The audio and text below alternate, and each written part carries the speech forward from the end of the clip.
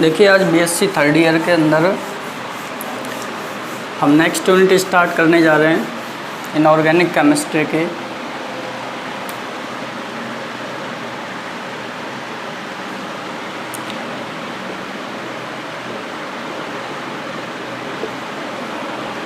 Second unit हमने complete कर लिया,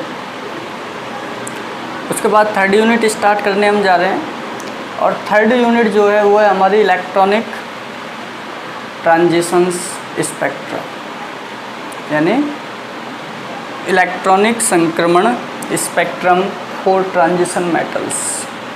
किसके हैं? इलेक्ट्रॉनिक स्पेक्ट्राज का अध्ययन करेंगे हम, या इलेक्ट्रॉनिक स्पेक्ट्रमों का अध्ययन करेंगे ट्रांजिशन मेटल्स के लिए। तो यहाँ पर इलेक्ट्रॉनिक स्पेक्ट्रा है।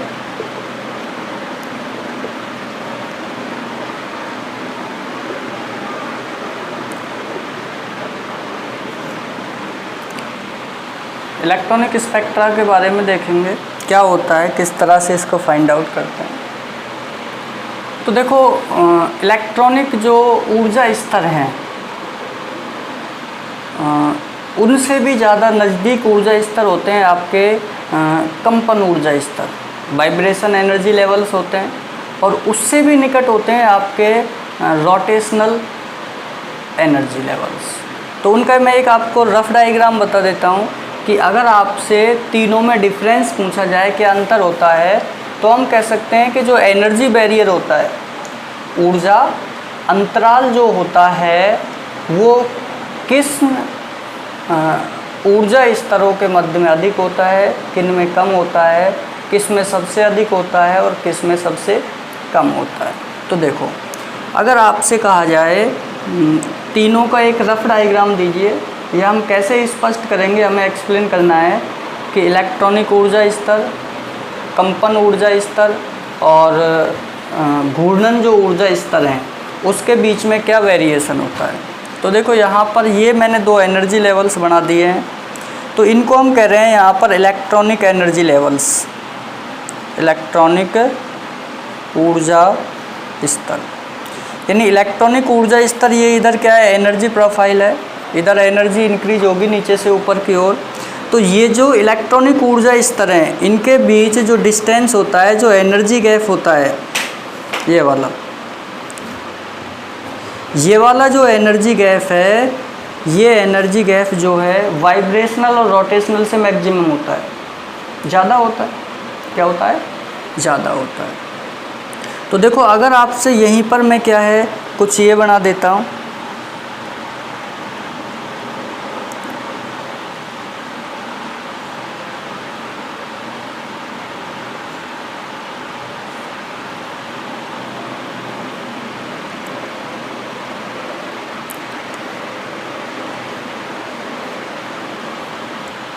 तो ये जो ऊर्जा स्तर हैं ये आपके कंपन ऊर्जा स्तर हैं, कंपन ऊर्जा स्तर। तो देखो, कंपन ऊर्जा स्तर में क्या है, ये जो एनर्जी बैरियर होता है, ऊर्जा जो अंतराल होता है, ये कम हो जाता है। क्या हो जाता है? कम हो जाता है। ठीक है। तो यहाँ पर क्या है, जो ऊर्जा स्तर हैं वो और भी निकट उपस्थित होते हैं। तो इलेक्ट्रॉन को जो ऊर्जा चाहिए एक निम्न ऊर्जा स्तर से उच्च ऊर्जा स्तर में जाने के लिए, यानी लो टू हाई में जाने के लिए, वो क्या है, कंपन ऊर्जा स्तर में वाइब्रेशन के कारण क्या है, कम हो जाता है। क्योंकि यहाँ पर जो एटम है वो वाइब्रेट हो रहा है, कंपन कर रहा है, और उस कंपन करने के कारण क्या है, उसके ऊर्जा स्तर निकट आ जाते हैं, जिससे निम्न और उच्च ऊर्जा स्तर में क्या है, एनर्जी बैरियर कम हो जाता है, ऊर्जा अंतराल कम हो जाता है, जिसके कारण यहाँ पर ऊर्जा की कम आवश्यकता होती है। क्या होती है? यहाँ पर ऊर्जा की कम आवश्यकता होती है। अब अगर बात की जाए, इससे आगे चलें तो हम कहें घूर्णन ऊर्जा स्तर। तो देखो, घूर्णन ऊर्जा स्तर जो हैं वो और भी निकट होते हैं। क्या होते हैं? और भी निकट। जैसे मैं ये कहूँ, ये हमने बना दिया यहाँ पे,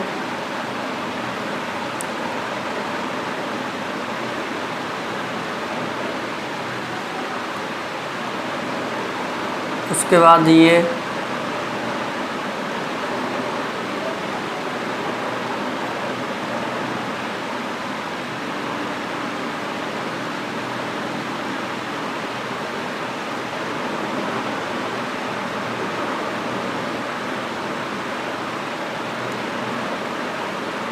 ठीक है। तो इसमें क्या है, जो ऊर्जा स्तर है वो और निकट हो गए, क्योंकि यहाँ पर क्या है, रोटेशन हो रहा है, घूर्णन हो रहा है एटम का, एटम के अंदर घूर्णन प्रेजेंट है।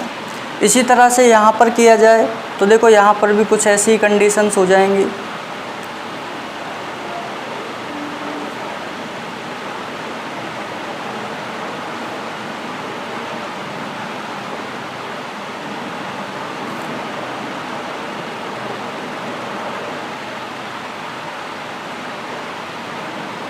ठीक है।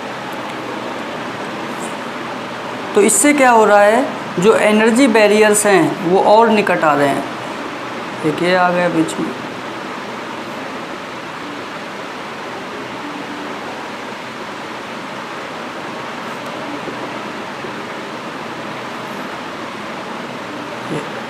तो ये क्या है, आपके कंपन ऊर्जा स्तर हैं,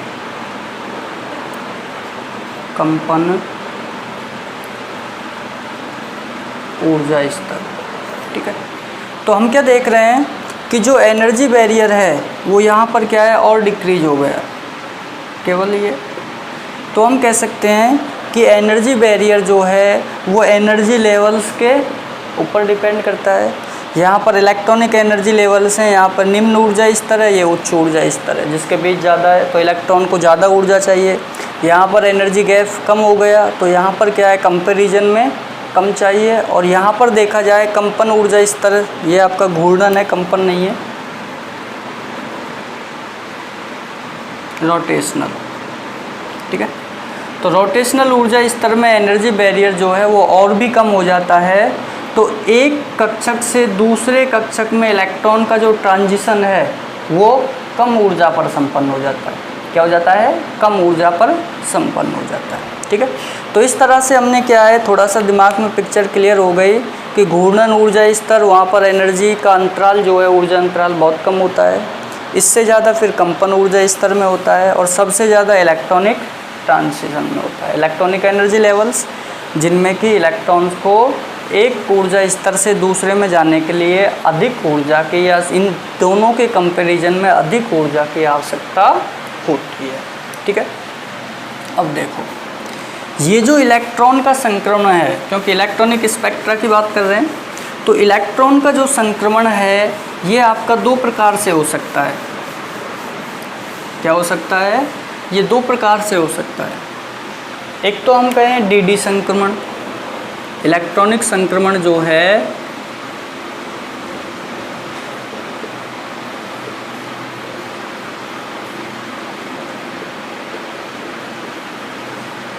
ये दो प्रकार से हो सकता है। एक मैं कहूँ ये होगा डीडी संक्रमण,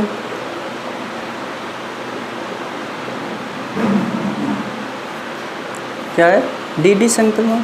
और एक हो सकता है आवेश स्थानांतरण संकुल,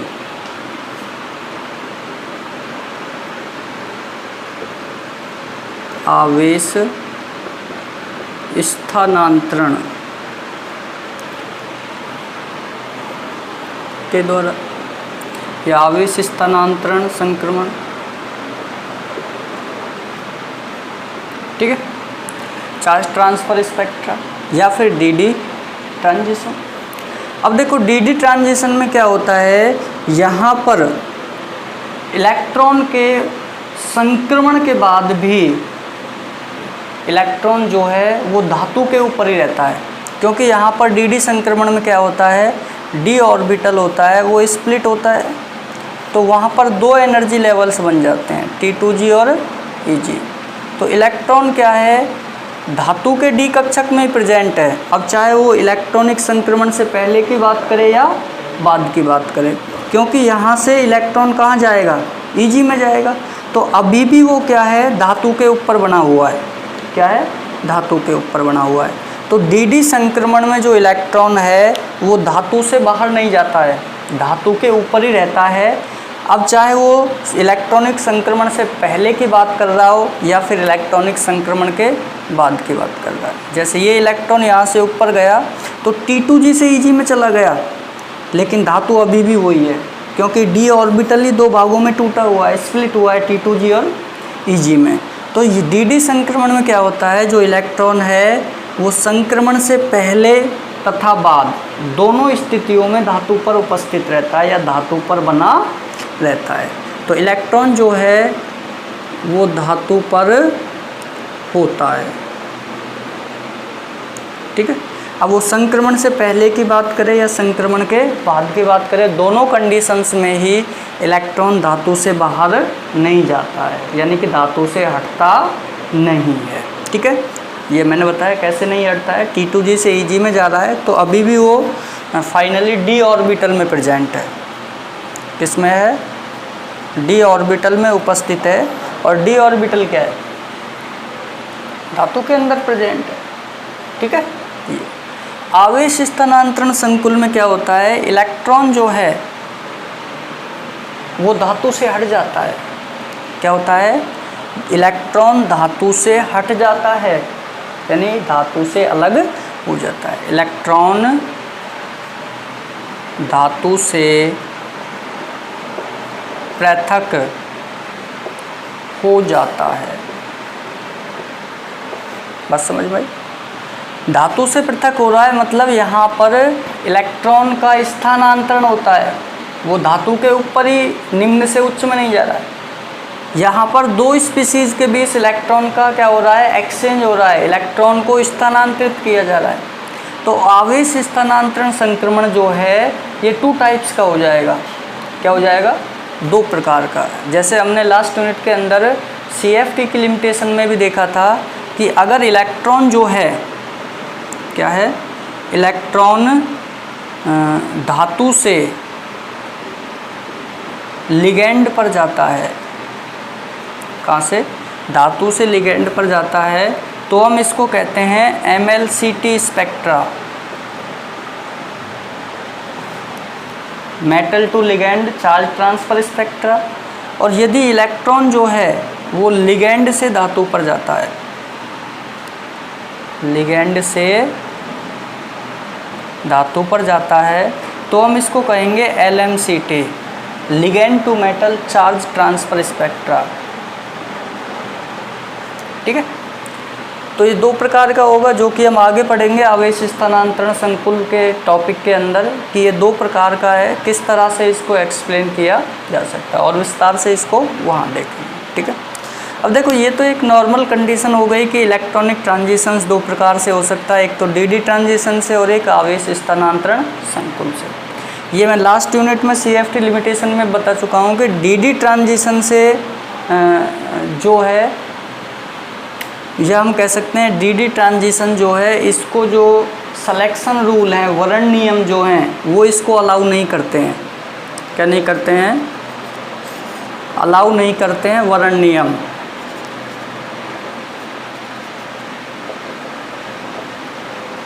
सिलेक्शन रूल जो हैं वो DD ट्रांजिशन को अलाउ नहीं करते हैं, क्योंकि यहाँ पर जो ट्रांजिशन है वो सिलेक्शन रूल्स के अपोजिट होता है।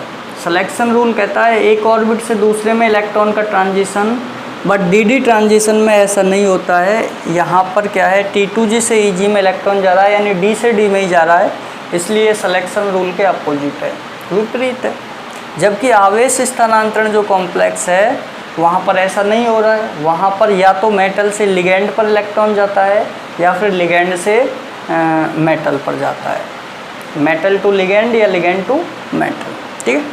अब ये तो कॉमन हो गई। अब अगर हम देखें कि सामान्य रूप से नॉर्मल कंडीशन के अंदर कि जो एटम है, जो परमाणु है, वो क्या है, निकटवर्ती परमाणु के साथ ओवरलैप करके, अतिव्यापन करके अणुकक्षक का निर्माण करता है। क्या करता है? अणुकक्षक। ये तो DD और आवेश स्थानांतरण संकुल हो गया। अब अगर हम कॉमन वे के अंदर जाएं, सामान्य तरीके के अंदर, तो जो परमाणु है वो क्या करता है, परमाणु कक्षक, सपोज ये 2 परमाणु कक्षक हैं, तो ये 2 परमाणु कक्षक क्या है, ओवरलैप करेंगे, अतिव्यापन करके अणुकक्षक का निर्माण करते हैं। क्या करते हैं?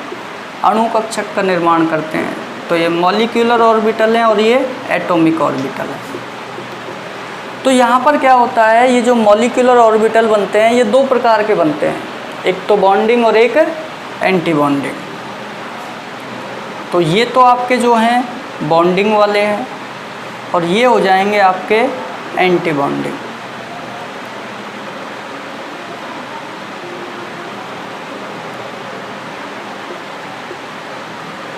और एंटी बॉन्डिंग जो होते हैं उनको हम स्टार के द्वारा रिप्रेजेंट करते हैं, उनके ऊपर क्या करते हैं, स्टार लगाते हैं। तो देखो अगर इस तरह से देखा जाए कॉमन वे में बॉन्डिंग और एंटी बॉन्डिंग मॉलिक्यूलर ऑर्बिटल, तो इस केस के अंदर जो इलेक्ट्रॉनिक ट्रांजिशंस हैं एनर्जी लेवल्स के अंदर, वो कुछ इस प्रकार से प्रदर्शित किए जा सकते हैं। देखो यहाँ पर कह रहा है कि एक तो आपका बॉन्डिंग होता है, बॉन्डिंग मॉलिक्यूलर ऑर्बिटल,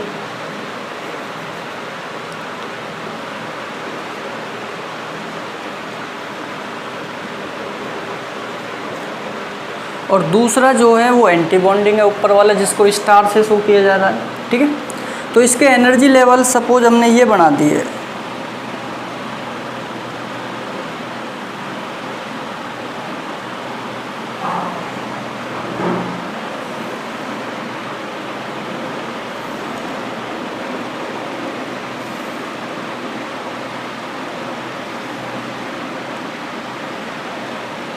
ठीक। तो हमने कहा कि ये जो दो ऑर्बिटल हैं, जैसे मैंने कह दिया ये सिग्मा है, ये पाई है, ये नॉन बॉन्डिंग हो जाएगा एन, ये आपका क्या है पाई स्टार, और ये हो जाएगा आपका सिग्मा स्टार। ठीक है, और ये दोनों जो हैं ये आपके क्या हो जाएंगे, सेकेंड ईयर में पढ़ा हुआ है हमने इलेक्ट्रॉनिक ट्रांजिशंस फर्स्ट यूनिट में, तो उसी तरह से कुछ ये है सेम। तो देखो ये तो यहाँ पर हो गए बॉन्डिंग मॉलिक्यूलर ऑर्बिटल,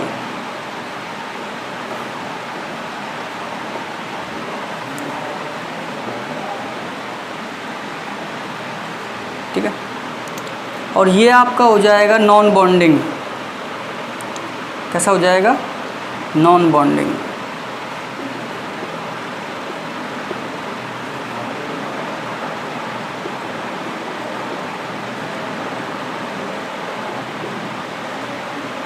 और ये आपका हो जाएगा एंटी बॉन्डिंग।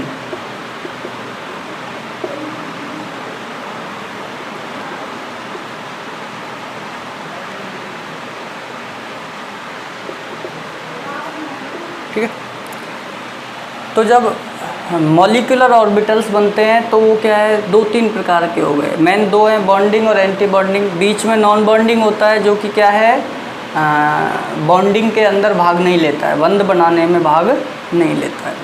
तो देखो यहाँ पर यदि हम कहें कि इलेक्ट्रॉनिक ट्रांजिशन जो है, कि इलेक्ट्रॉन जो है वो कहाँ से कहाँ जाएगा, किस में ज़्यादा ऊर्जा की आवश्यकता होगी, किसको कम ऊर्जा की आवश्यकता होगी, तो हम वो यहाँ देख सकते हैं। तो देखो यहाँ पर जो है टोटल 4 प्रकार के आपको इलेक्ट्रॉनिक ट्रांजिशंस मिल सकते हैं। कितने, 4 प्रकार के। पहला आपका हो जाएगा sigma to sigma star, sigma to sigma star transition electron का। इलेक्ट्रॉन सिग्मा ऊर्जा स्तर से क्या चला गया, ये सारे क्या हैं आपके ऊर्जा स्तर हैं।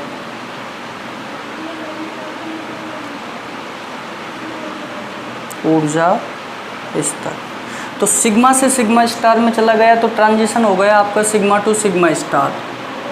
ठीक है, अब यदि इलेक्ट्रॉन जो है वो नॉन बॉन्डिंग से सिग्मा स्टार में भी जा सकता है, तो देखो ये यहाँ से भी जा सकता है, तो ये हो जाएगा non bonding to sigma star electronic transition. Electron जो है पाई से पाई स्टार में भी जा सकता है, तो ये आपका इलेक्ट्रॉनिक ट्रांजिशन हो जाएगा पाई टू पाई स्टार। ठीक है, और लास्ट एंड फाइनल चौथा एन टू पाई स्टार जा सकता है, तो देखो ये यहाँ पर ये हो गया N to pi star electronic transition. तो देखो यहाँ पर टोटल जो है 4 प्रकार के इलेक्ट्रॉनिक ट्रांजिशन हमें दिखे, sigma to sigma star, n to sigma star, pi to pi star और n to pi star electronic transition. यानी जब बॉन्डिंग मॉलिक्यूलर ऑर्बिटल जो हैं या किसी अणु के अंदर जो एमओ ऑर्बिटल हैं, बॉन्डिंग और एंटी बॉन्डिंग और बीच में है नॉन बॉन्डिंग, तो उसके अंदर जो है 4 प्रकार के इलेक्ट्रॉनिक ट्रांजिशन मिल सकते हैं। कितने प्रकार के, 4 प्रकार के। अब अगर आपसे कहा जाए कि इनकी ऊर्जा बताइए कि किस संक्रमण के लिए सबसे अधिक ऊर्जा होगी, किसके लिए सबसे कम होगी, या आपसे कहे कि इनकी ऊर्जा का घटता हुआ क्रम लिखिए या इनकी ऊर्जा का बढ़ता हुआ क्रम लिखिए। ठीक है, तो मैं आपको बता दूं कि ऊर्जा का जो क्रम होता है वो कुछ ऐसे होता है।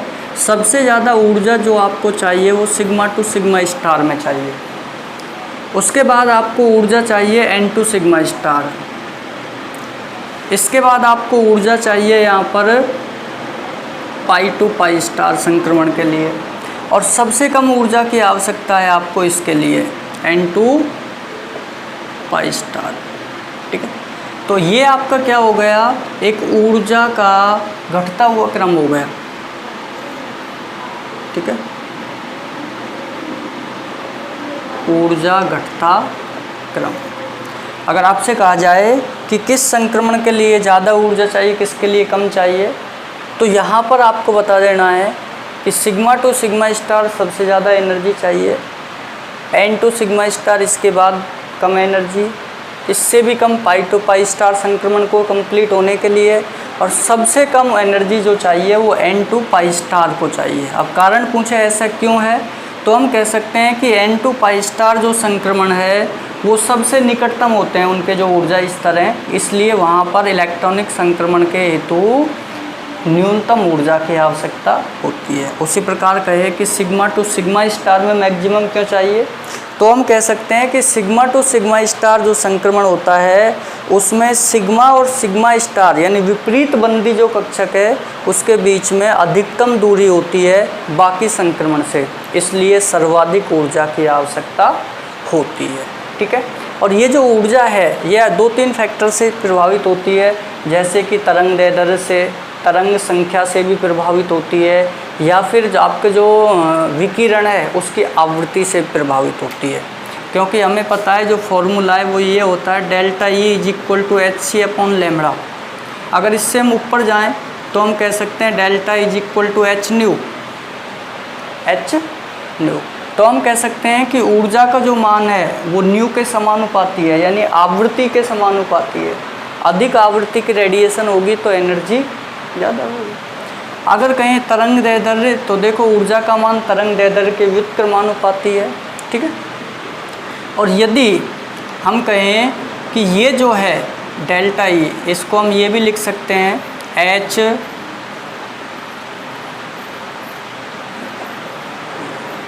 न्यू बार सी। यहाँ पर न्यू बार जो है वो तरंग संख्या है, वेव नंबर, क्योंकि वेव नंबर और तरंग दैर्ध्य में रिलेशन होता है कि तरंग संख्या जो है वो तरंग दैर्ध्य के व्युत्क्रमानुपाती होती है। ठीक है, तो हम कह सकते हैं कि आवृत्ति एनर्जी के प्रोपोर्शनल है, तरंग संख्या ऊर्जा के समानुपाती है, लेकिन तरंग दैर्ध्य जो है वो ऊर्जा के व्युत्क्रमानुपाती है। यानी कि तरंग दैर्ध्य का मान कम ज़्यादा होगा तो एनर्जी क्या है उसके अपोजिट में यानी व्युत्क्रमानुपाती रूप से प्रभावित होगी।